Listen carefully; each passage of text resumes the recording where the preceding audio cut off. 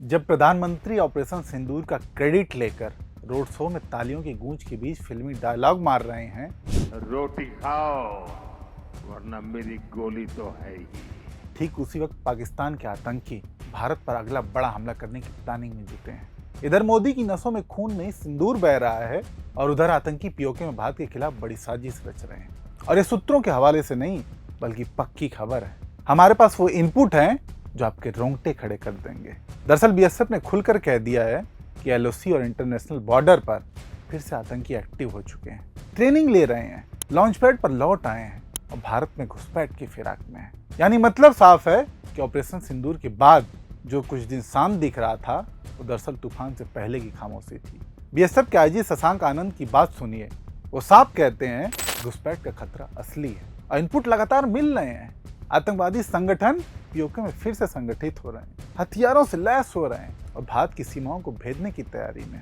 लगातार हमें ये सूचनाएं आ रही हैं कि आतंकवादी संगठनों के द्वारा प्रयास किया जा रहा है, वो अपने कैंप्स में वापस लौट रहे हैं, ट्रेनिंग कर रहे हैं और जहां पे भी उनको लगे कि चौकसी कम है वहां से वो कोशिश करेंगे। इस बीच बीजेपी के राज्यसभा सांसद मनन कुमार मिश्रा उन्होंने भी एक बड़ा खुलासा किया है। उन्होंने बयान दिया और बताया कि 22 अप्रैल को पहलगाम में जो आतंकी हमला हुआ उसके बाद हमारी खुफिया एजेंसियों ने जानकारी दी कि भारत पर एक और हमले की तैयारी हो रही है। तभी भारतीय सेना ने 7 मई को ऑपरेशन सिंदूर चलाया, 9 ठिकानों पर एयर स्ट्राइक की गई और 100 से ज्यादा आतंकियों को मार गिराया। लेकिन इतना करने के बाद भी पाकिस्तान की हरकतें बंद नहीं हुई।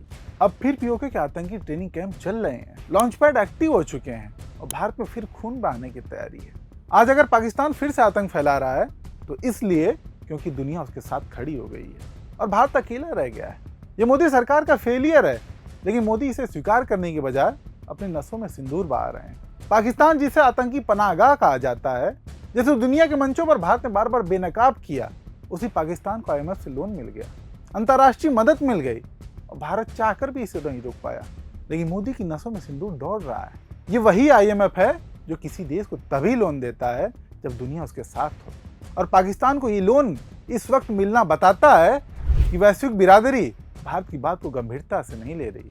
लेकिन मोदी इन सब बातों पर चर्चा करने के बजाय सेना के नाम पर वोट मांगने में जुटे हुए हैं। ऐसे में सवाल तो पूछेंगे कि इतना सब होने के बावजूद पाकिस्तान की हरकतें क्यों नहीं बंद हो रही हैं, आतंकी फिर एक्टिव कैसे हो रहे हैं, और सबसे बड़ा सवाल, जो आतंकी पहलगाम हमले को अंजाम देकर भाग निकले, जो 26 परिवारों को मातम में डूबो गए, वो अब भी खुले में घूम रहे हैं। न्याय अधूरा है, बदला अधूरा है और हमारे प्रधानमंत्री साहब हैं कि रोड शो में फूल लुटवा रहे हैं, कैमरों के सामने फिल्मी अंदाज में डायलॉग बाजी कर रहे हैं।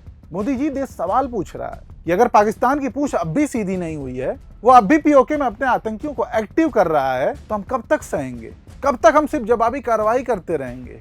अब वक्त है आखिरी चोट का, अब वक्त है ऐसा वार करने का जो पाकिस्तान के आने वाली 100 पीढ़ियों तक को याद रहे।